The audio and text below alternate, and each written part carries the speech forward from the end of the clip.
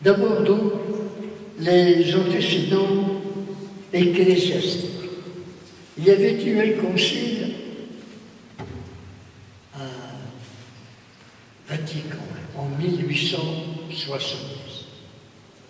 Un concile qui avait voulu traiter des maux généraux de l'époque, le rationalisme, l'indifférentisme religieux, des attaques aussi contre l'Église ou contre la foi, mais surtout un concile qui avait défini la primauté et l'infaillibilité de l'évêque de Rome. Et on attendait la suite, parce que le concile avait été interrompu brutalement par la guerre de 1870.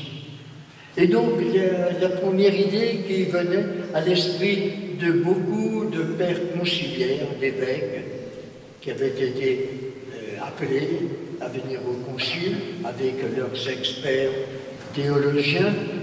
Donc, beaucoup se disaient, eh bien, on va sans doute vouloir compléter Vatican I. Pourquoi? Le compléter dans quel sens? Non, on ne pensait pas encore aux laïcs, comme on n'y pensera Vatican II, mais on pensait aux évêques, car le Concile avait défini la primauté, l'infaillibilité de l'évêque de Rome, mais n'avait rien dit des évêques. Alors on s'attendait à un complément pour équilibrer la déclaration concernant l'évêque de Rome. Tout le monde s'attendait à cela.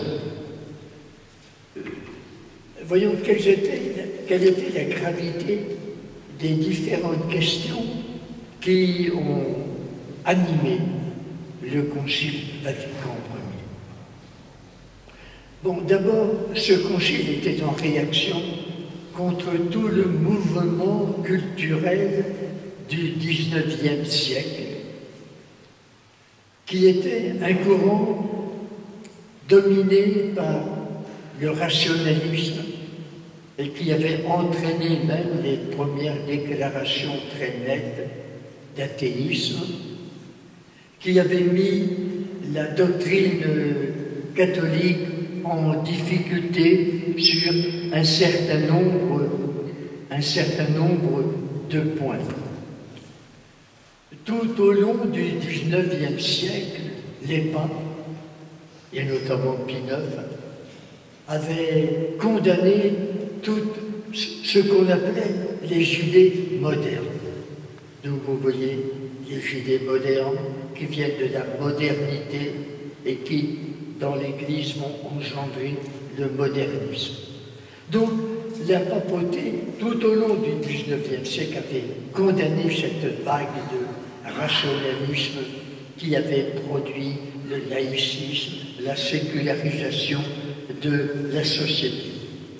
Pie IX avait rassemblé toutes ces hérésies en 1864 dans un document appelé le Syllabus, et qui, en gros, prenait à revers toutes les idées nouvelles. C'est-à-dire que c'était émancipé de la tradition catholique. Et donc avait condamné toutes ces idées-là, ce qui ressemblait fort à une condamnation du monde moderne. Et quelle était l'urgence de défendre l'infaillibilité et la primauté pontificale? Cela faisait longtemps en Occident qu'on s'était habitué à considérer l'évêque de Rome comme le patriarche de l'Église d'Occident et celui qui commandait donc à toute l'Église. On n'était plus dans le cas des conflits avec l'Église, les églises d'Orient, l'Église byzantine qui refusait le primat de l'évêque de Rome.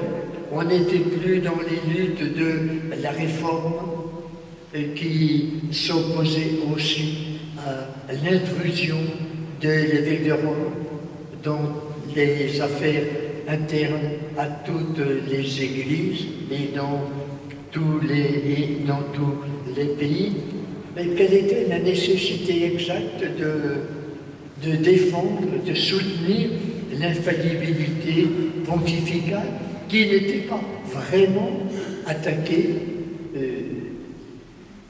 C'était que le pape voyait s'amener dans le monde, voyait s'amener une nouvelle forme de gouvernement des sociétés, qui était la démocratie.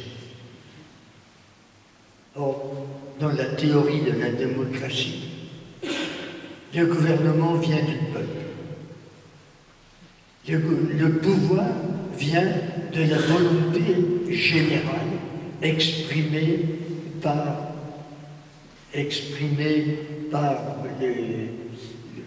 l'Assemblée, l'ensemble du peuple ou des assemblées élues. Et le pape voyait là une rupture avec toute la tradition passée, selon laquelle, comme on le lit dans la lettre de Saint Paul aux Romains, le pouvoir vient de Dieu. La papauté se sentait, qui était toujours en conflit avec les pouvoirs politiques, était en même temps confortée par eux, tant qu'on s'accordait sur l'idée que le pouvoir est sacré, que le pouvoir vient de Dieu, que ce soit le pouvoir du roi ou le pouvoir du pape. Et l'idée démocratique nouvelle sapait donc l'ordre traditionnel des sociétés. Et le pape Pie IX pensait que la démocratie ne pourrait qu'entraîner le désordre dans le monde et qu'un jour tous les pouvoirs viendraient s'adosser au roc solide de la papauté, de ce roc qu'est Pierre et la succession de Pierre, et lui demander de rétablir l'ordre. Mais on voit ainsi comment la papauté prenait le contre-pied absolu de tout le mouvement qui soulevait les peuples un peu partout et qui produisait partout un désir d'émancipation politique et de responsabilisation des citoyens à l'ordre public.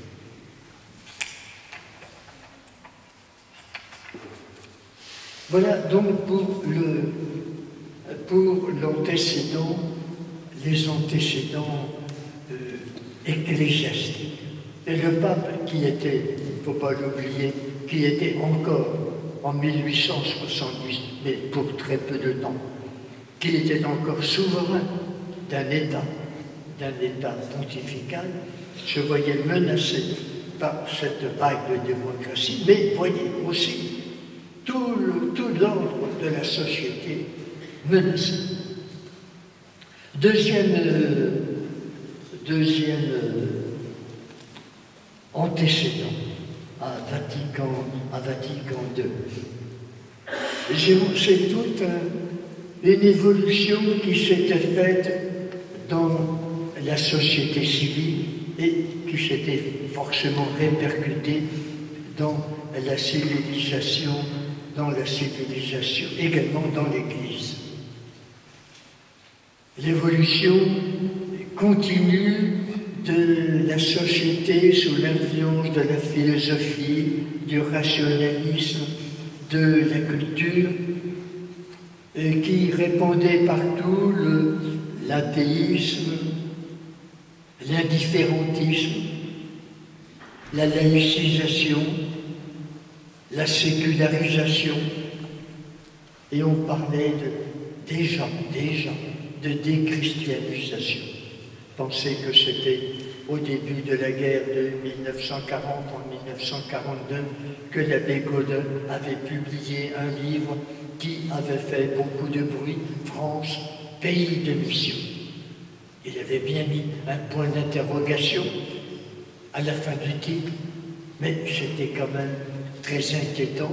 La France était-elle vraiment Pouvait-on la considérer comme un pays déchristianisé, qu'il fallait rechristianiser?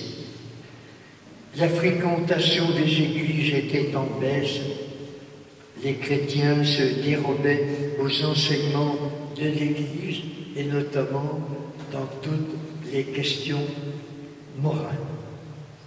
Au début du XXe siècle, a éclaté la querelle très grave du modernisme. Et qu'est-ce que c'était que cette querelle? C'était que la science religieuse, qui reposait sur la tradition, cette science n'était plus reconnue comme vérité scientifique par la science moderne, parce qu'elle ne pratiquait pas